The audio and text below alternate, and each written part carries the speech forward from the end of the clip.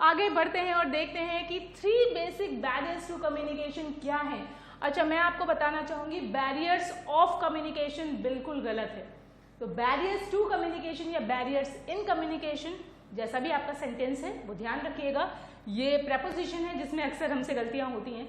हम प्रेपोजिशन भी करेंगे, यू डोंट वरी, लेकिन अभी हमको ये बस याद रखना है कि या तो बैरियर्स इन कम्युनिकेशन या barriers to communication, barriers of communication नहीं। आगे बढ़ते हैं, कौन कौन से बैरियर्स होते हैं कम्युनिकेशन के प्रोसेस में, इसको देखते हैं। सबसे पहला है इंट्रापर्सनल।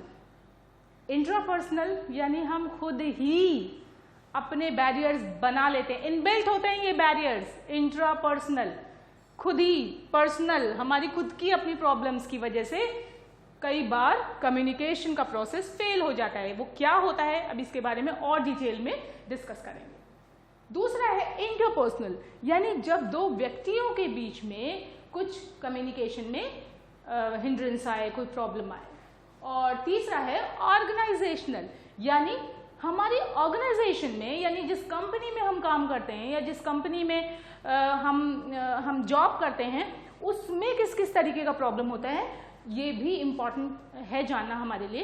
क्योंकि अभी आप पढ़ाई कर रहे हैं, अभी आप स्टूडेंट हैं, लेकिन एक दिन ऐसा आएगा जबकि आप अपनी कंपनी ज्वाइन करेंगे, कोई जॉब आप ज्वाइन करेंगे, तो उस समय अगर आपको ऑर्गेनाइजेशनल बैरियर्स के बारे में पूरी डिटेल्ड इंफॉर्मेशन है तो you won't have any kind of problem while working in that company. Are you getting my point? I hope. Okay, so आगे बढ़ते हैं और one by one we will discuss them all. सबसे पहले intrapersonal communication.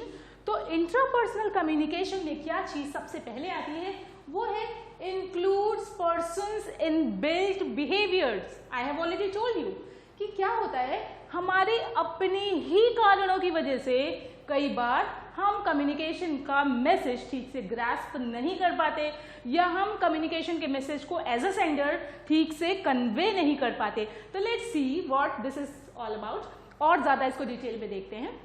This blocks the communication process. This is obvious कि जब हम अपनी बात को ठीक से रख नहीं पाएंगे, जब हमारे रिसीवर हमारी बात को समझ नहीं पाएंगे, तो कम्युनिकेशन का पूरा प्रोसेस फेल हो जाएगा।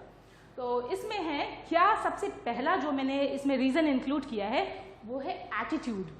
मुझे आप लोगों से ये जानना है कि एटीट्यूड क्या होता है। Do you have any idea what is attitude? बोलते ना, अरे उसका एटीट्यूड, बोलते ना बड़ा एटीट्यूड में रहता है। ये वाला एटीट्यूड नहीं, वो तो हम ऐसे डे टू डे लाइफ में बोलते हैं कि बड़ा एटीट्यूड में रहता है, एरोगेंस है उसमें, बड़ा घमंड है उसमें। हम इस एटीट्यूड के बारे में बात नहीं कर रहे, हम एटीट्यूड मतलब उसके रवैया के बारे में बात कर रहे हैं, मतलब वो कैसे बिहेव करता है।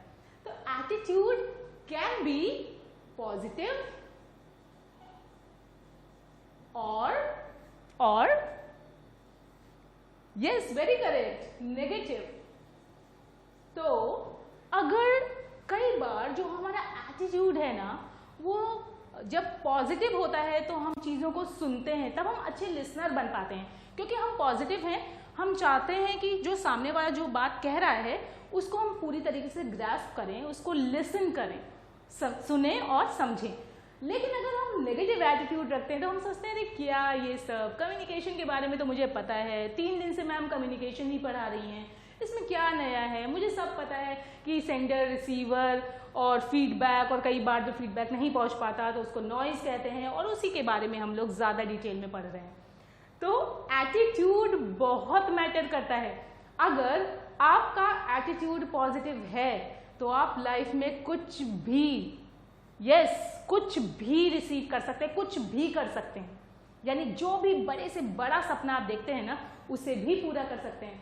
लेकिन अगर आप नेगेटिव एटीट्यूड रखते हैं तो बहुत ही मुश्किल है, क्योंकि हो सकता है आप सक्सेसफुल हो अपनी लाइफ में, सक्सेस पा लें अपनी लाइफ में, लेकिन सक्सेस का वो जो पेस है ना, वो जो स्पीड है ना, वो थोड़ी स्लो होगी। तो ध्यान रखिए कि हैप्पीनेस एटीट्यूड से ही आती है, और एटीट्यूड जिसका पॉजिटिव है वो हमेशा नई चीजें सीखता रहता है, क्योंकि वो कभी भी हेजिटेट नहीं करता सीखने में। Are you getting my point? That's great. Next one is assumption. कई बार हम अज्यूम कर लेते हैं। देखो एजम्पशंस क्या है? नाउन है, ठीक है, और अज्यूम इसी का वर्ब है, मतलब मान लेना। Are you getting my point? मान लेना, यानी कई बार हम ये मान लेते हैं कि अरे इसमें क्या है, ये तो बहुत इजी है, ये तो मुझे पता ही है, इसमें मैम आप क्या इंपॉर्टेंट बता रही हैं, आप क्या अलग सी बात बता रही हैं। I know everything about communication और I know everything about barriers in communication, there is nothing new. तो क्या होता है, जब आप अज्यूम कर लेंगे, जब आपका प्री एजम्पशन हो जाएगा, पहले से ही डिसाइड कर लेंगे कि मुझे तो आता है, तो क्या होगा, जैसे ही आपने ये अज्यूम कर लिया कि आपको आता है, वैसे ही आपने चीजों को सुनना बंद कर दिया। और मैंने आपको लिसनिंग के बारे में बताया है, जैसे ही आपने लिसनिंग अपनी बंद की, वैसे ही आपने सीखना बंद कर दिया। तो you can understand how important this aspect is, how essential this aspect is. अगर आप पहले से अज्यूम कर लेंगे तो आप नई चीजें सीख नहीं पाएंगे। ये भी बहुत ही खतरनाक है, बिल्कुल नेगेटिव एटीट्यूड की तरह ये भी होता है। आगे बढ़ते हैं और नेक्स्ट पॉइंट के बारे में बात करते हैं, एजुकेशन। कई बार एजुकेशन भी जो इंट्रापर्सनल बैरियर्स टू कम्युनिकेशन है, उसमें उसको बुरी तरह से अफेक्ट करती है। ठीक है, मतलब ये कि हमारे पूरे कम्युनिकेशन प्रोसेस को बुरी तरह से अफेक्ट करता है एजुकेशन। कई बार मैं हाईली एजुकेटेड हूँ और मैं आपसे बात कर रही हूँ, या आप तो तब भी आप बड़े बच्चे हैं, डिप्लोमा स्टूडेंट्स हैं। कई बार ऐसा होता है कि सपोज मैं क्लास 5 के बच्चों को पढ़ा रही हूँ, 5वीं क्लास के बच्चों को पढ़ा रही हूँ, और अगर मैं ये सोचूं कि अरे ये तो उनको पता ही होगा, मैं अज्यूम कर लूँ और मैं चीज़ों को वैसे ही पढ़ाऊँ जैसे मैं डिप्लोमा के बच्चों को पढ़ाती हूँ, तो क्या उन्हें समझ में आएगा? बिल्कुल भी नहीं। कई बार एजुकेशन ज़्यादा होना या एजुकेशन का कम होना भी एक बैरियर का काम करता है। तो ऐसे में ये चीज़ हमको समझनी है कि जो भी बात हम अपने रिसीवर से शेयर कर रहे हैं, वो हमें इस तरह से शेयर करनी है कि वो पूरी तरह से उनको समझ में आए। मैं आपको बता चुकी हूँ कि कभी भी जब भी आप प्रेजेंटेशन कर रहे हैं, आपको बहुत सारे प्रेजेंटेशन करने का मौका मिलेगा, या जब भी आप कभी किसी से बात कर रहे हैं, तो आपको कौन सी इंपॉर्टेंट चीज ध्यान में रखनी है? अपने ऑडियंस को। अगर आप अपने ऑडियंस के बारे में जानते हैं, उनके लेवल के बारे में जानते हैं, उनके बैकग्राउंड के बारे में जानते हैं, उनकी एज के बारे में जानते हैं, उनके कल्चर के बारे में जानते हैं, उनके इंटरेस्ट के बारे में जानते हैं, तो आपकी जो प्रेजेंटेशन है, जो आपका जो कॉन्वर्सेशन है या कम्युनिकेशन है, that would be flawless. Flawless मतलब बिना किसी त्रुटि के, बिना किसी मिस्टेक के। तो आपको ये ध्यान रखना है कि आप जब भी किसी से बात कर रहे हैं तो उसके हिसाब से आपको अपनी बातों को रखना है, जिससे कि किसी भी तरीके का हिंड्रेंस ना हो आपके कम्युनिकेशन प्रोसेस में। खैर, वापस आते हैं, हम intrapersonal communication, barriers to communication के बारे में बात कर रहे हैं। इसका मतलब ये कि जब इंसान के अंदर ही जो चीज़ें हैं, मतलब उसके जो अपने एट्रीब्यूट्स, अपने गुण, अपनी क्वालिटीज़ हैं, वो ही उसको ठीक से कम्युनिकेट करने से रोकती हैं, तो वो होता है intrapersonal barriers to communication. Next है कल्चर। मैंने आपको शायद पहले बताया भी था कि मैंने चाइनीज़ को जब पढ़ाया तो कई बार हमारे कल्चर में जिस तरीके के जो पढ़ाते हुए या जब मैं ट्रेनिंग देती हूँ, तो जो मैं जोक्स क्रैक करती हूँ, वैसे जोक्स मैं उनके साथ क्रैक नहीं कर सकती, क्योंकि हो सकता है कि वो चीज़ें कल्चरल डिफरेंस की वजह से, जो उनका जो एक कल्चर है वो अलग है, हमारा एक कल्चर अलग है, तो उसकी वजह से हो सकता है कि उन्हें वो अच्छा फील ना करें, वो ऑफेंसिव फील करें, बुरा फील करें। ऑफेंसिव मतलब वो बुरा फील करें, अनप्लेजेंट फील करें। तो इस वजह से हाँ, और एक बात मैं आपको और भी बता दूं कि जब कुछ साल पहले मैंने फ्रेंच, एक पूरा डेलीगेशन था, उसके सामने एक अपनी प्रेजेंटेशन करी, तो मुझे बहुत ज़्यादा मेंटली प्रिपेयर्ड होना पड़ा कि क्या चीज़ें हमको अपने प्रेजेंटेशन में इंक्लूड करनी है, जिससे कि किसी भी तरीके से वो ऑफेंसिव फील ना करें। तो कल्चर बहुत मैटर करता है। तो कई बार ऐसा भी होता है कि जो वर्ड्स हम बोलते हैं वो वर्ड्स हो सकता है कि दूसरे कल्चर के लोग हो सकता है वो ना बोलें। बहुत सारी चीज़ें होती हैं, बहुत सारे एस्पेक्ट्स होते हैं जो कि कल्चरल बैकग्राउंड से रिलेटेड होते हैं, तो हमें उसका ध्यान रखना चाहिए। And the last one is perception. Perception का मतलब होता है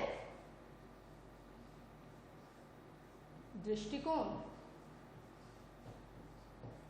दृष्टिकोण का मतलब यानी नजरिया, यानी हम किसी चीज को कैसे परसीव करते हैं, समझते हैं। अभी थोड़ी देर पहले मैंने परसीव वर्ड इस पे लिखा था बोर्ड पे। तो परसीव का मतलब ये कि समझना, किसी चीज को कैसे हम देखते हैं, यानी किसी चीज के प्रति हमारा नजरिया या हमारा दृष्टिकोण कैसा है। तो अगर हमारा परसेप्शन ही ठीक नहीं है किसी चीज को समझने के लिए, तो हम कभी भी उस चीज को समझ नहीं पाएंगे। तो मैंने अभी आपको एक पर्सन के कैसे उसके अपने एट्रीब्यूट्स, कैसे उसके अपने ही कुछ क्वालिटीज कैसे उसको हिंडर करती है, हिंडर मतलब कैसे उसको रोकती हैं चीज़ों को कम्युनिकेट करने में प्रॉपर्ली, इसके बारे में अभी आपको बताया। तो ये चीज़ें बहुत इंपॉर्टेंट हैं। प्लीज़ थोड़ी देर के लिए, अगर आपको, मैंने जैसा कि पहले आपको कई बार ये चीज़ मेंशन किया है क्लास में कि मेरा ये क्लास सिर्फ आपको पास कराने के लिए, एग्जाम में पास कराने के लिए ही नहीं बनाया जा रहा है, बल्कि वो इसलिए भी बनाया जा रहा है कि आप अपनी अच्छी पर्सनैलिटी मेंटेन कर पाएँ, एक अपनी पर्सनैलिटी को एक अच्छी पर्सनैलिटी बना पाएँ। तो ऐसे में ये बहुत इंपॉर्टेंट है कि आप ये जानें कि आप में कहीं कुछ ऐसी क्वालिटीज़, ऐसे एट्रीब्यूट्स तो नहीं हैं, कुछ ऐसे क्वालिटीज़ तो नहीं है, मतलब नेगेटिव क्वालिटीज़ तो नहीं है जिसकी वजह से आप एक अच्छा और इम्प्रेसिव कम्युनिकेटर नहीं बन पा रहे। ध्यान रखिएगा, सबसे दूसरों पे ध्यान देने की बजाय खुद के एट्रीब्यूट्स पे, खुद की क्वालिटीज़ पे ध्यान दीजिए, जिससे कि आपका कम्युनिकेशन बहुत ही इफेक्टिव और इम्प्रेसिव हो पाए। I hope you are getting my point. Language difference भी बहुत ज़्यादा मैटर करता है।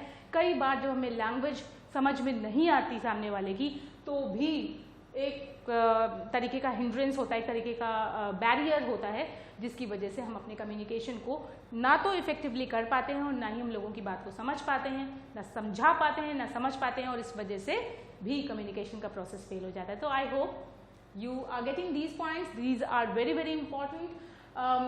Attitude, assumption, education, culture, perception and language difference. अब हम बात करेंगे interpersonal barriers to communication की। क्या होता है interpersonal communication, barriers to communication? सबसे पहले तो barriers from person to person, यानी मैं जो कहना चाह रही हूँ वो आप सुनना ही नहीं चाह रहे। अभी तक तो मैं अपने ही बारे में बात कर रही थी कि यानी अगर मेरा एटीट्यूड ठीक नहीं है तो मैं चीज़ों को कम्युनिकेट नहीं कर पाती। अगर मुझे लैंग्वेज का प्रॉब्लम है, सपोज मैं हिंदी बोलती हूँ और सामने वाला इंग्लिश में बात कर रहा है तो मुझे समझ में नहीं आ रहा, तो इसकी वजह से मैं सोचती हूँ अब फ़ायदा ही नहीं है इससे बात करने का कोई। या मेरा अज्यूम कर लिया मैंने, अजम्पशन ही मेरा पहले से ही डिसाइडेड है कि भाई मुझे तो सुनना ही नहीं है, ये सब कम्युनिकेशन वगैरह मुझे आता है और इसमें कौन सी ज़्यादा मेहनत की ज़रूरत है, थोड़ा थोड़ा बस पढ़ लेंगे और हो जाएगा, पास हो जाएंगे, कोई फ़र्क नहीं पड़ता। तो अभी तक मैं बात कर रही थी कि कैसे हमारे एट्रीब्यूट्स हमें रोकते हैं कम्युनिकेट करने में। अब मैं बात कर रही हूँ कैसे दो लोगों के बीच में प्रॉब्लम होती है जिसकी वजह से कम्युनिकेशन का प्रोसेस फेल हो जाता है। तो इसमें सबसे पहले it hinder the communication process. अब ये तो ऑब्वियस सी बात है कि कोई भी जो बैरियर है वो कम्युनिकेशन को पूरा होने से हैम्पर करेगा, उसको हिंडर करेगा, इसको स्टॉप करेगा। तो सबसे पहले इसमें जो इंपॉर्टेंट चीज़ आ रही है वो है पुअर लिसनिंग स्किल। लिसनिंग के बारे में कितना लंबा चौड़ा डिस्कशन हमने पूरी क्लासेस में किया है, कई सारी क्लासेस में हमने लिसनिंग स्किल्स के बारे में बात की है। मैंने आपको बताया है a good listener is always a good speaker, God has given us 2 ears and 1 mouth so that we can listen more and speak less.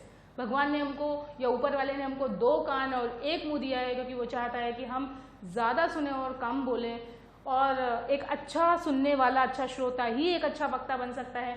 ऐसे बहुत सारी बातें हमने डिस्कस की हैं, लेकिन मुझे ये पता है कि लिसनिंग बहुत ही बोरिंग है। आपको भी ये बात मालूम है, ह्यूमन टेंडेंसी है, हम किसी को सुनना नहीं चाहते। तो जब 2 लोगों के बीच में कम्युनिकेशन हो रहा होता है, जैसे अभी मैं आपसे बात कर रही हूँ, मैं आपको कुछ बताने की कोशिश कर रही हूँ और आप उसे लिसन ही नहीं करना चाह रहे, आप उसे सुनना और समझना ही नहीं चाह रहे और ऐसे करके बैठे हुए हैं, तो इसका मतलब ये है कि you are disturbing the entire flow of communication. मतलब ये कि आप उस बात को सुनने के लिए तैयार नहीं है, और जहां आपने लिसनिंग रोकी वहां कम्युनिकेशन का प्रोसेस रुक गया, समझ लीजिए। दूसरा है नॉलेज ऑफ वोकैबुलरी। अच्छा, मैं एक बात आपको प्लीज बताना चाहूंगी, बहुत इंपॉर्टेंट है। इसको बहुत सारे बच्चे वोकैबुलरी बोलते हैं, बट दिस इज रॉन्ग। इसको कोई बात नहीं, क्योंकि हमें नहीं पता है इसको कैसे प्रोनाउंस करते हैं, प्रोनाउंसिएशन और प्रोनाउंस अलग अलग है, चिंता मत करिए, हम लोग इसके बारे में पूरी तरह से डिस्कशन करेंगे। तो इसको वोकैबुलरी, वोकैबुलरी क्या बोलेंगे? Vocabulary, very good. और अगर आपको वोकैबुलरी बोलने में दिक्कत है तो आप इसको वोकैब्स भी बोल सकते हैं, simple vocabs, vocabs, vocabulary, vocabulary, vocabs. देखो अगर आप चाहो ना तो आप सीख सकते हो, अगर आप चाहो तो, लेकिन अगर आप ही नहीं सीखना चाहते तो कोई आपको सिखा नहीं सकता। आई hope you agree with my point. तो नॉलेज ऑफ वोकैबुलरी, कई बार जो वोकैब्स होती हैं, जैसे मान लीजिए अगर मैं बार बार इंपॉर्टेंट वर्ड इसलिए यूज करती हूँ क्योंकि मुझे लगता है कि इंपॉर्टेंट वर्ड सभी को पता है।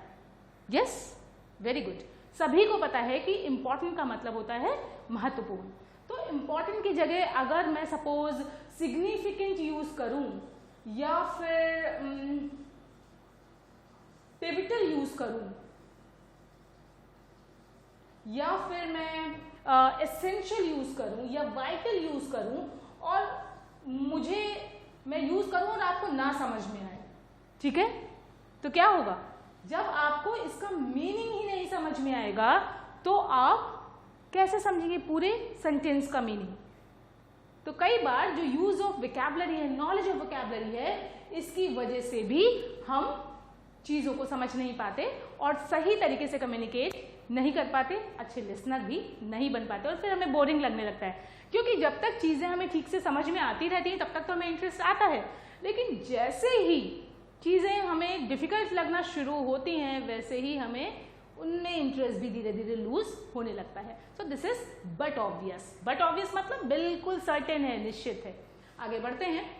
नॉइज इन द चैनल, किसी भी तरीके की नॉइज हो चैनल में, यानी सपोज मैं अभी आपको बता रही हूँ कुछ भी और all of a sudden traffic का बहुत शोर आने लगता है, ठीक है, आपको मैं बता रही हूँ और मुझे बहुत ज़्यादा खांसी आने लगे, या फिर मैं आपसे क्लास में बात कर रही हूँ और एकदम से कुछ बच्चे शैतानियाँ करने लगे, तो मेरा ध्यान उस तरफ गया और जैसे ही मेरा ध्यान उस तरफ गया वैसे ही जो कम्युनिकेशन का फ्लो, जो इन्फॉर्मेशन दी जा रही थी, कन्वे की जा रही थी या शेयर की जा रही थी, वो उसका पूरा प्रोसेस स्टॉप हो गया। तो ये सारी चीज़ें हमको समझनी है। आगे बढ़ते हैं और नेक्स्ट पॉइंट देखते हैं, डिसेप्टिव टैक्टिक्स। थोड़ा सा डिफिकल्ट है लेकिन समझने की कोशिश करेंगे। Deceptive tactics adopted by the manipulative communication या communicator. Are you getting my point? तो deceptive का मतलब हो गया deceive से बना है, जिसमें कि misleading tactics होती हैं, misleading. I hope you know this word. misleading word बहुत ही कॉमन सा वर्ड है, जिसमें कि कुछ हम ऐसी tactics यानी ट्रिक्स करते हैं जिसकी वजह से कम्युनिकेशन का प्रोसेस गेट्स अफेक्टेड, वो उस पर प्रभाव पड़ता है और कम्युनिकेशन का प्रोसेस फेल हो जाता है। कई बार मैनिपुलेटिव कम्युनिकेशन होता है, यानी कि चीज़ों को मैनिपुलेट करते हैं, हम अपने हिसाब से चीज़ों को तोड़ मरोड़ के अपना पेश करते हैं, समझ रहे हैं आप? तो कब होता है ये डिसेप्टिव टैक्टिक्स? यानी कि जब आप सपोज ये वर्चुअल क्लास है, सपोज ये वर्चुअल क्लास है, वैसे ये वर्चुअल क्लास है नहीं, लेकिन सपोज ये वर्चुअल क्लास है और उसमें आप अपने आप जो आपका फ़ोन है, आप फ़ोन के थ्रू अपनी क्लास ये कर रहे हैं और आप वैसे तो प्रेजेंट हैं लेकिन आप सुन नहीं रहे हैं, ठीक है, आप प्रेजेंट है, आप शो हो रहे हैं कि आपने अटेंड की हुई है क्लास, आप क्लास में प्रेजेंट हैं लेकिन आप सुन ही नहीं रहे हैं, ठीक है, आपने ईयरफोन लगाया है और ईयरफोन अपने कान से निकाल दिया है, ठीक है। तो या फिर आप जो जानकारी देना चाह रहे हैं उसको आप जैसी जानकारी है वैसी जानकारी ना देकर किसी और तरीके से आप उसको प्रेजेंट कर रहे हैं, तो ये सारी चीज़ें भी कम्युनिकेशन के प्रोसेस को अफेक्ट करती हैं। आगे बढ़ते हैं। तो ऑर्गेनाइजेशनल बैरियर्स में सबसे पहली जो चीज़ आती है वो ये कि इसका मीनिंग क्या होता है। तो इसका मतलब ये है कि disrupt the smooth flow of communication in an organisation. अभी तक मैंने बात की कि कैसे इंट्रापर्सनल बैरियर होता है, यानी मैं खुद ही कैसे कम्युनिकेशन के प्रोसेस को फेल करती हूँ, या आप कैसे कम्युनिकेशन के प्रोसेस को फेल करते हो कि यू आर नॉट विलिंग, आपको समझ में नहीं आ रहा, आप इच्छा नहीं है आपकी, आपका एटीट्यूड नेगेटिव है, ठीक है। फिर हमने बात की कैसे दो लोगों के बीच में प्रॉब्लम आती है। मान लीजिए कि मैं आपको कुछ बताना चाह रही हूँ लेकिन आप उसको सुनना नहीं चाह रहे, या आपके साथ कोई प्रॉब्लम हो जाती है, कोई नॉइज हो जाता है, मतलब ये है कि नेटवर्क इशू हो जाता है, ठीक है। तो अब हम बात करने जा रहे हैं कि एक ऑर्गेनाइजेशन में कैसे कम्युनिकेशन का प्रोसेस डिसरप्ट होता है, कैसे वो स्टॉप होता है, ठीक है। तो जब स्मूथ फ्लो ऑफ, स्मूथ यानी फ्री फ्लो, जो बहुत ही बिना किसी प्रॉब्लम के जो फ्लो हो रहा है कम्युनिकेशन का एक ऑर्गेनाइजेशन में, जब वो अफेक्टेड होता है तो वो ऑर्गेनाइजेशनल बैरियर होता है। आगे बढ़ते हैं और इसमें आता है रिस्ट्रिक्टिव एनवायरनमेंट। क्या होता है रिस्ट्रिक्टिव एनवायरनमेंट? जब रिस्ट्रिक्शंस हो, मतलब कोई बता सकता है मुझे what you mean by restrictions? जब किसी तरीके की रोक टोक हो, रिस्ट्रिक्ट हो चीजें, यानी कि आप बॉस से, अपने जो आपका रिपोर्टिंग बॉस है या जो आपका सुपर बॉस है, उससे आप किसी भी तरीके की कोई भी बात शेयर नहीं कर सकते। तो क्या हुआ? ये रिस्ट्रिक्शन हो गया। रिस्ट्रिक्शन का मतलब आप चीजों को शेयर ही नहीं कर सकते। तो जब आप चीजों को शेयर ही नहीं कर सकते तो क्या होगा? कम्युनिकेशन का प्रोसेस फेल तो हो ही जाएगा। आप बहुत कुछ कहना चाहते हैं, आपने बात कही लेकिन आपकी बात को आधी दूर पे काट दिया गया क्योंकि ये बात आप कहने के लिए अलाउड नहीं है, ठीक है। तो आई hope you have got this point, और अगर कोई प्रॉब्लम है तो हम लोग उसको फिर से डिस्कस करेंगे। नेक्स्ट पॉइंट है मैसेज ओवरलोडिंग। मैसेज ओवरलोडिंग क्या है? जबकि जरूरत से ज्यादा मैसेजेस। अब आज ही मैं आपको बैरियर्स टू कम्युनिकेशन पढ़ाऊं और आज ही मैं आपको ग्रामर भी पढ़ाने लगूं, तो क्या होगा? कितना पढ़ेंगे आप एक ही क्लास में? बहुत ज्यादा मैसेज ओवरलोडिंग हो जाएगी। ओ, दिमाग भी बेचारा थक जाएगा और आपको अच्छा महसूस नहीं होगा। तो जब भी कभी बहुत ज्यादा मैसेजेस आते हैं हमारे पास तो हम उन चीजों को सुनना बंद कर देते हैं। वैसे भी स्टडीज कहती हैं कि हमारे दिमाग में कुछ फिल्टर्स होते हैं, शायद मैंने आपको एक क्लास में बताया भी था। वो फिल्टर्स जैसे ही अप होते हैं, और मैं आपको बता दूं, चाहे कितनी भी अच्छी बात चल रही हो, हर 20 मिनट के बाद फिल्टर्स अप हो जाते हैं, ठीक है। और जहां अप हुए वहां मैसेज ओवरलोडिंग हुई, तहां ये चीजें वापस जाने लगती हैं, यानी दिमाग उसको ग्रैस्प ही नहीं करता। तो ये जानना जरूरी है। स्टडीज भी कहती हैं कि हम लगातार लिसन नहीं कर सकते, चाहे कितनी भी यूजफुल, चाहे कितनी भी अच्छी क्लास क्यों ना चल रही हो, बीच बीच में तो हमारा जो ये फिल्टर्स है ना, इनको फिल्टर्स बोलते हैं, जो फिल्टर्स है ना वो तो अप हो ही जाएंगे। तो जहां फिल्टर्स हमारे दिमाग में अप हुए, जहां ये मैसेज ओवरलोडिंग हुई, तुरंत हमारे दिमाग में जो फिल्टर्स हैं वो अप हो जाते हैं और हम कुछ भी सुनना समझना बंद कर देते हैं। तो अगर किसी ऑर्गेनाइजेशनल मीटिंग में, किसी ऑर्गेनाइजेशन में आपकी मीटिंग है, सपोज आप एक जगह काम करते हैं अपनी कंपनी में, और वो मीटिंग है और वो मीटिंग सुबह से लेकर शाम तक चलती है और बहुत सारी बातें कही जाती हैं, और कई बार ये जो मैसेज ओवरलोडिंग होती है वो भी हमें कम्युनिकेशन में ठीक से एक्टिवली पार्टिसिपेट करने से हिंडर करती है, हैम्पर करती है, और जिसकी वजह से कम्युनिकेशन का प्रोसेस पूरी तरीके से फेल हो जाता है। तो ये इंपॉर्टेंट चीज़ है समझना। और इंपॉर्टेंट के अलावा क्या है? एसेंशियल चीज़ है समझना, सिग्निफिकेंट चीज़ है समझना। Very good. ऐसे ही करके हम अपनी वोकैबुलरी, क्या वोकैबुलरी अच्छी करेंगे। Very good. Sense of insecurity. कई बार एक ऑर्गेनाइजेशन में काम करते हुए हम बहुत कुछ कम्युनिकेट करना चाहते हैं, लेकिन क्योंकि कहीं ना कहीं असुरक्षा की भावना होती है। इनसिक्योरिटी मतलब इनसिक्योर से बना हुआ है, मतलब है कि असुरक्षित महसूस करते हैं हमको लगता है कि अगर हमने ये बात कह दी तो पता नहीं क्या होगा, इसका रेपरकशन यानी इसका रिजल्ट पता नहीं क्या होगा। कहीं ऐसा ना हो कि लोगों के ऊपर इसका गलत असर पड़े कि ये पॉलिटिक्स कर रहा है या ज़बरदस्ती पार्टिसिपेट कर रहा है हर चीज़ में, ठीक है। तो कई बार सेंस ऑफ इनसिक्योरिटी भी हमको कम्युनिकेट करने से रोकती है, और मैं आपको बताना चाहूँगी कि ऑर्गेनाइजेशनल बैरियर में इसका बहुत बड़ा कॉन्ट्रीब्यूशन है। यानी हम ज़्यादातर बार अपनी बात को चाहते हुए भी नहीं रख पाते, और जिसकी वजह से कम्युनिकेशन का प्रोसेस वो हो ही नहीं पाता।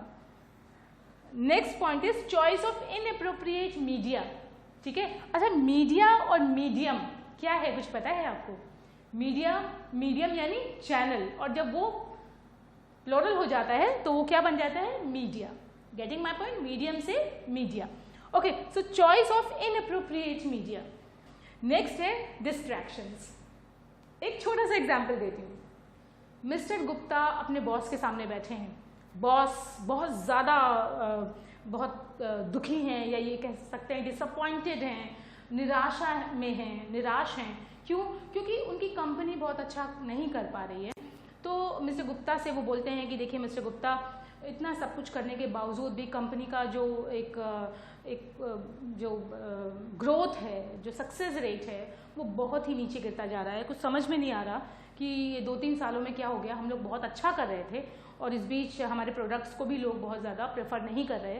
तो मिस्टर गुप्ता भी काफ़ी परेशान है अपने बॉस को देखकर, क्योंकि उनके बॉस अक्सर बहुत ही लाइवली रहते हैं, बहुत ही एकदम खुश रहते हैं, और इस समय वो बहुत परेशान है। तो मिस्टर गुप्ता भी उनकी बात को समझ रहे हैं। तो मिस्टर गुप्ता से बॉस कहते हैं कि देखिए मिस्टर गुप्ता, हम लोग को ये देखना पड़ेगा, डिस्कशन करना पड़ेगा कि क्या ऐसे कुछ स्टेप्स लिए जाएं, इम्पॉर्टेंट कुछ ऐसे सिग्निफिकेंट स्टेप्स लिए जाएं जिससे कि हमारी कंपनी वापस से वो जो अपनी जो एक स्टेटस था, जो एक सक्सेसफुल कंपनी का एक टैग था, उसको वापस से वो अचीव कर पाए।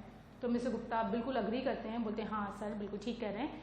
लेकिन फिर बॉस ने कुछ ऐसा कहा कि मिस्टर गुप्ता पूरी तरह से डिस्ट्रैक्ट हो गए। बॉस ने कहा कि तो हमारी नेक्स्ट मीटिंग गोवा में है और आपको हमारी तरफ से जाना है।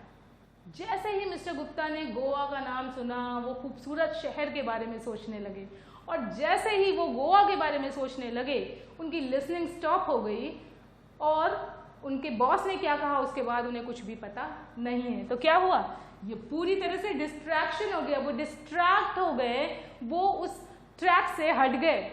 ठीक है, तो ये इंपॉर्टेंट चीज़ है कि जब भी कभी, अब सपोज मैं क्लास में आपको कुछ बता रही हूँ और अगर आप अपने मोबाइल पे, वैसे तो मैं मोबाइल इसीलिए अलाउ नहीं करती, लेकिन सपोज आपका नोटिफिकेशन बार बार आ रहा है, तो आपको भी ये क्यूरियोसिटी होगी कि एक बार तो देख लें कि उस नोटिफिकेशन में आखिर क्या है, किसका मैसेज आ रहा है। तो यही आपको डिस्ट्रैक्ट करेगा, और जैसे ही आपने उस तरफ ध्यान दिया वैसे ही आप मेरी बात को सुनना बंद कर देंगे। और मैं आपको बता दूं कि हमको लगता है हम मल्टीटास्कर्स हैं, एक साथ कई सारे काम कर सकते हैं, लेकिन सच में ऐसा होता नहीं है। So I hope these points are very simple and you are getting all the points. If you have any problem, अगर कोई भी दिक्कत है तो आप मुझे ज़रूर बताएं। आगे बढ़ते हैं और देखते हैं लास्ट पॉइंट इसका, rigid rules and regulations। Company के रूल्स और रेगुलेशंस इतने ज़्यादा रिजिड होते हैं, रिजिड मतलब इतने स्ट्रिक्ट होते हैं कि मतलब फ्लेक्सिबल नहीं होते, वो बिल्कुल भी फ्लेक्सिबिलिटी नहीं होती उनमें, कि जिसकी वजह से लोग बातों को ठीक से कन्वे नहीं कर पाते। ये सारे पॉइंट्स कहीं ना कहीं एक दूसरे से इंटरलिंक्ड हैं, इंटरकनेक्टेड हैं। जैसे सेंस ऑफ इनसिक्योरिटी, ठीक है, rigid rules and regulation, restrictive environment, specially ये तीन जो हैं, ये 3 पॉइंट्स, ये बहुत ज़्यादा इंटरकनेक्टेड हैं। तो ऐसा होता है कि जब कंपनी के रूल्स रेगुलेशन या उसकी पॉलिसीज़ बहुत एकदम इनफ्लेक्सिबल होती हैं, बहुत स्ट्रिक्ट होती हैं, तो लोग सोचते हैं कि इससे बेटर है कि अपने मैसेज को कन्वे ना ही करें तो अच्छा है, क्योंकि पता नहीं इसका क्या रिजल्ट निकलेगा, पता नहीं लोग इसको कैसे लेंगे। तो are you getting my point? So these are the important things that talk about barriers to organisation. ठीक है, barriers in organisation, in an organisation, इसको थोड़ा करेक्ट मैंने किया। तो ये सारे वो पॉइंट्स हैं जो कि बता रहे हैं कि एक ऑर्गेनाइजेशन में किस तरीके के बैरियर्स होते हैं। आगे बढ़ते हैं हम और इसको हम थोड़ा और समझेंगे, क्योंकि एग्जाम में अक्सर आता है और आपके पास सफिशिएंट यानी इनफ आपके पास कंटेंट होना चाहिए। मैंने आपको बताया है ये कंटेंट होता है, कंटेंट मतलब विषय वस्तु आपके पास होनी चाहिए, और एक होता है कंटेंट जिसका मतलब होता है सेटिस्फाई, संतुष्ट। कंटेंट, तो हम इस कंटेंट के बारे में बात करें तो आपके पास इतना सफिशिएंट कंटेंट होना चाहिए कि जब अगर एग्जाम में आपकी ऑर्गेनाइजेशनल बैरियर के बारे में कोई बात हो, तो कोई क्वेश्चन आए तो आप उसको आसानी से उसके आंसर को लिख पाएँ। तो सबसे पहले तो मैं आपको बताना चाहूँगी, refers to the hindrances in the flow of information among the employees. जब एम्प्लॉयज़ के बीच में जो इन्फॉर्मेशन का फ्लो रोकता है, वो होता है ऑर्गेनाइजेशनल बैरियर्स, यानी एम्प्लॉयज़ एक दूसरे से ही चीज़ों को कन्वे नहीं कर पाते या ठीक से समझ नहीं पाते या पार्शली मैसेज कन्वे होता है। Might result in a commercial failure of an organisation, और कई बार ये बैरियर्स की वजह से ना ये कॉमर्शियल फेलियर भी हो जाता है। क्योंकि देखिए हम क्यों कम्युनिकेट करते हैं, हम इंफॉर्मेशन को शेयर करने के लिए कम्युनिकेट करते हैं, हम किसी भी ऑर्गेनाइजेशन को रन करने के लिए कम्युनिकेट करते हैं। तो अगर हम कम्युनिकेशन का प्रोसेस पूरा कर ही नहीं पा रहे हैं, अगर हम उसको इफेक्टिवली रन ही नहीं कर पा रहे, तो क्या हम उस ऑर्गेनाइजेशन को रन कर पाएंगे? बिल्कुल भी नहीं, क्योंकि कम्युनिकेशन के बेसिस पे वो ऑर्गेनाइजेशन रन करती है। जहाँ पे बहुत ज़्यादा स्ट्रिक्टनेस होगी, जहाँ पे एम्प्लॉयज़ को कोई अपने विचारों को, अपने थॉट्स को, अपने आइडियाज़ को शेयर करने में मनाही होगी, रिस्ट्रिक्शंस होंगे, वो कभी भी ऑर्गेनाइजेशन ग्रो नहीं कर पाएगी। तो कॉमर्शियल फेलियर तो हुआ ही। Are you getting? Yes. Next देखते हैं, कम्युनिकेशन गेट्स डिस्टॉर्टेड पर्टिकुलरली मतलब विशेषतया। मैं इसलिए ये सारी चीज़ें रख रही हूँ जिससे कि आप याद रखें, ये चीज़ें इंपॉर्टेंट हैं। particular okay, so communication gets distorted यानी gets damaged or gets hindered, particularly as it goes up the hierarchy क्या होता है ये जानना बहुत ज़रूरी है। हायरार्की का मतलब होता है लेवल,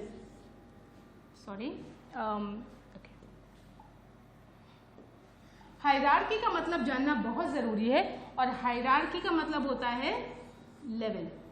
और कैसे? हम जब अपवर्ड लेवल में जाते हैं, are you getting my point? जैसे एक सपोज एक क्लर्क है, ठीक है, ये ऑफिस बॉय है सपोज, उससे भी नीचे आता है, क्लर्क से भी नीचे आता है, और वो क्लर्क बात करना चाहता है सुपर बॉस से, यानी जो डायरेक्टर है उससे बात करना चाहता है, डायरेक्टर से। तो जब कम्युनिकेशन हायरार्की में जाता है, ऊपर की तरफ जाता है, इसको हमने कौन सा कम्युनिकेशन बोला था? Upward communication, upward communication. तो जब भी कभी अपवर्ड कम्युनिकेशन होता है, उसमें कम्युनिकेशन बहुत ज़्यादा फेल होता है, कम्युनिकेशन का प्रोसेस। क्यों? क्योंकि हम बहुत ही सोच समझ के बोलते हैं, हम बहुत ही लिमिटेड बोलते हैं, या हम उतना ही बोलते हैं जिससे कि सामने वाले यानी कि हमारे बॉस को कुछ भी बात खराब ना लगे, किसी बात से वो कहीं ऑफेंसिव फील ना करने लगे, कहीं गुस्सा ना हो जाए हमसे। तो इस वजह से कम्युनिकेशन का प्रोसेस जब हायरार्की में जाता है, ऊपर की तरफ जाता है ना, अपवर्ड कम्युनिकेशन में, तब ज़्यादा वो उसके फेल होने के चांसेस होते हैं। ये W.C. बेनिस ने कहा है, जो कि कम्युनिकेशन जो ऑर्गेनाइजेशनल बैरियर के बारे में उन्होंने लिखा हुआ है। Formal communication runs on channel. तो अब देखिए, ये तो बहुत ही ऑब्वियस सी बात है, हम लोगों ने फॉर्मल इनफॉर्मल कम्युनिकेशन के बारे में बात किया था, और मैंने आपको बताया था कि फॉर्मल कम्युनिकेशन वो कम्युनिकेशन जो ऑफिशियली हम लोग करते हैं, यानी घर पे हम फॉर्मल कम्युनिकेशन नहीं करते, किसी स्ट्रेंजर से करते हैं या अपने ऑर्गेनाइजेशन में करते हैं। तो फॉर्मल कम्युनिकेशन ऑफिशियल कम्युनिकेशन है, और पूरी तरह से एक ऑर्गेनाइजेशन ना इसी पे रन करती है। ज़्यादातर हम बात करते हैं फॉर्मल कम्युनिकेशन के ही थ्रू, ठीक है, और यही वजह है कि इतना ज़्यादा कई बार फॉर्मल हो जाता है कि चीज़ें ठीक से पहुंच नहीं पाती लोगों तक। और थोड़ा सा इसको डिस्कस करेंगे क्योंकि इंपॉर्टेंट है, मैं आपको पहले ही बता चुकी हूँ। ऑर्गेनाइजेशनल बैरियर्स में ये 4 चीज़ें हैं, हालांकि हम थोड़ी थोड़ी इसके बारे में डिस्कस कर चुके हैं। सबसे पहले है रूल्स एंड पॉलिसीज, फिर आता है हायरार्किकल पोजीशंस,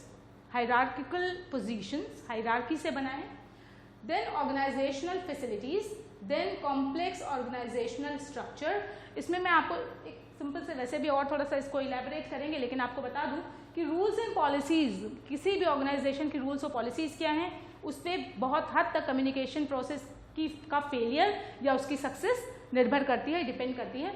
हायरार्किकल पोजीशंस में किस तरीके की हायरार्की है, ठीक है, हायरार्की यानी जो सबऑर्डिनेट्स हैं वो अपने सुपीरियर से बात कर रहे हैं।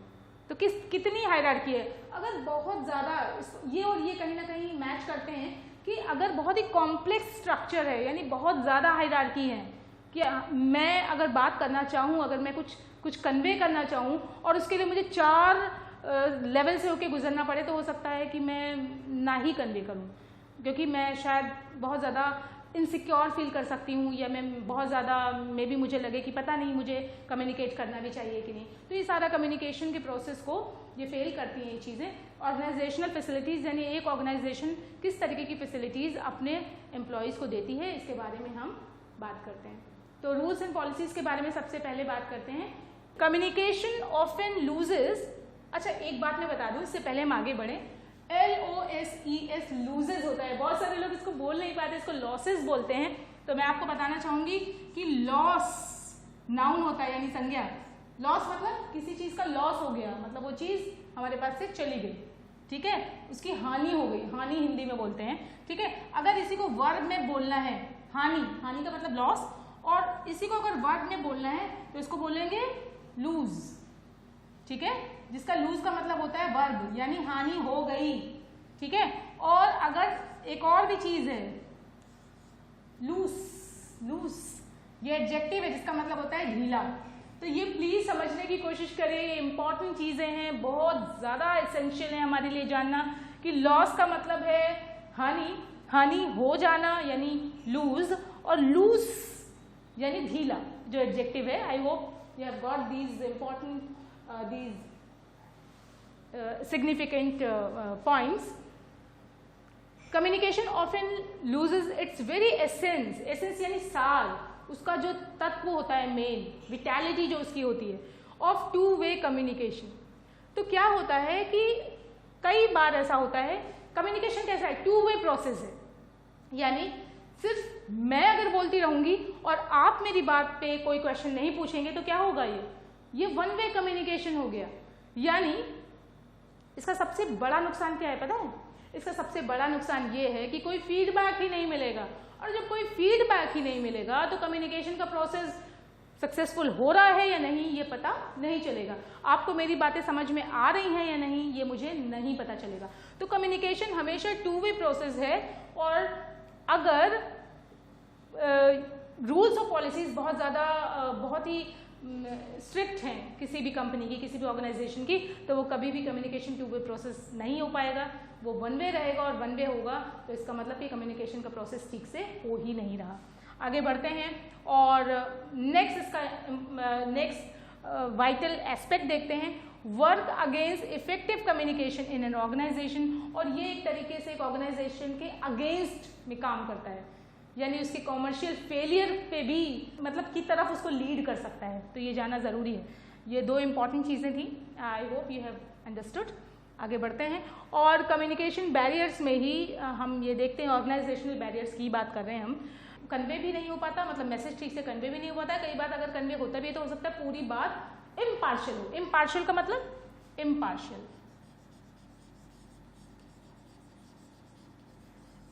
का मतलब क्या है कि जब थोड़ा हो, समझ रहे आप? नहीं sorry,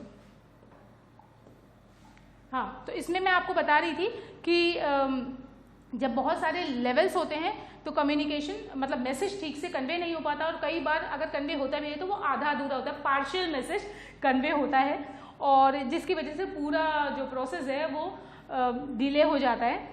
this particularly happens in upward communication. ये मैं पहले ही आपको बता चुकी हूँ कि जब भी कभी एक सबऑर्डिनेट अपने सुपीरियर से बात करता है, अपने बॉस से बात करता है, तो वो हमेशा सोच समझ के ही बात करता है, और जैसे ही उसने बहुत ज़्यादा ये सोचा, इनसिक्योरिटी का सेंस उसमें अगर है, असुरक्षा की भावना है, तो वो कभी भी कम्युनिकेशन को ठीक से नहीं कर पाएगा। आगे बढ़ते हैं, कौन सी फैसिलिटीज़ देते हैं?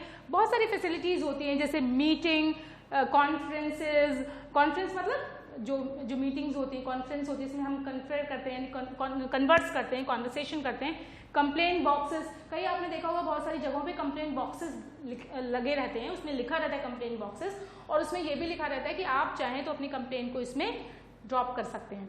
ठीक है। तो ये भी बहुत इंपॉर्टेंट चीज़ है। सजेशन बॉक्सेस रहते हैं कई जगह कि आप अगर कोई सजेशन है आपके पास तो आप उसको बॉक्स में अपने आइडियाज़ को आप उसमें डाल सकते हैं, ड्रॉप कर सकते हैं।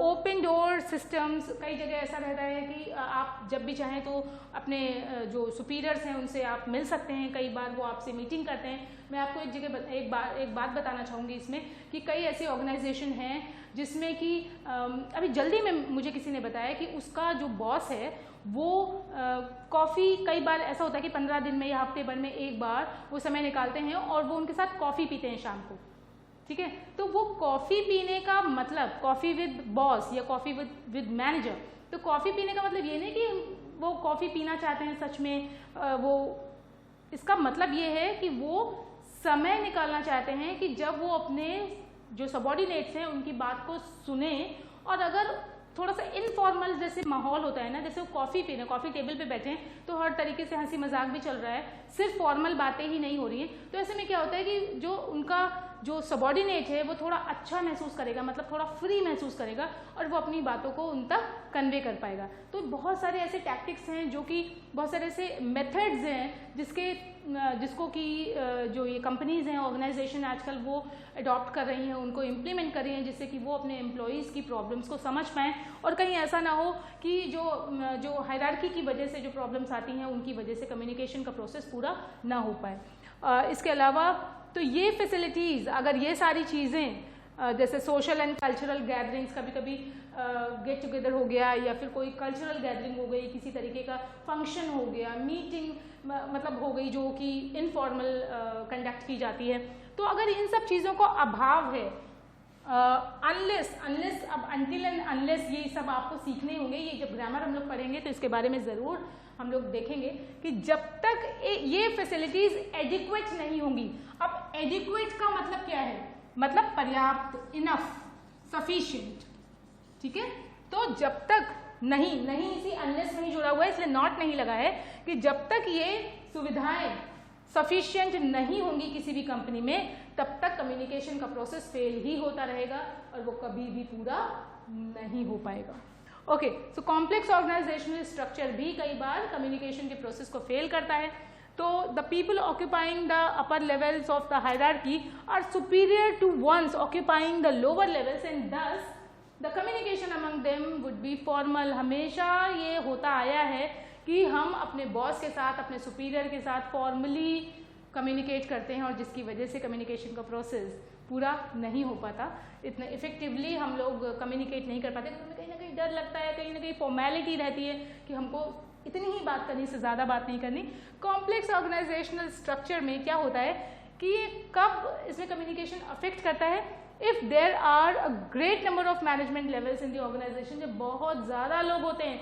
सपोज मैं किसी ऑर्गेनाइजेशन में काम कर रही हूँ एज अ प्रोफेसर और मैं प्रोफेसर हूँ और मेरे बाद डीन है, फिर हेड है, फिर डायरेक्टर है और फिर चेयरमैन है, वाइस चेयरमैन है और फिर चेयरमैन है। तो अगर मुझे चेयरमैन तक जाना है तो मेरे बाद बहुत सारे हायरार्की, बहुत सारे लेवल्स हैं और हो सकता है कि मैं अपनी बात को कभी भी चेयरमैन तक ना पहुंचा पाऊं, क्योंकि ये होता है कि आपको थ्रू प्रॉपर चैनल ही कम्युनिकेट करना पड़ता है। तो जितनी कम हायरार्की, जितने कम लेवल्स रहेंगे उतनी ही अच्छी तरीके से कम्युनिकेशन हो पाएगा।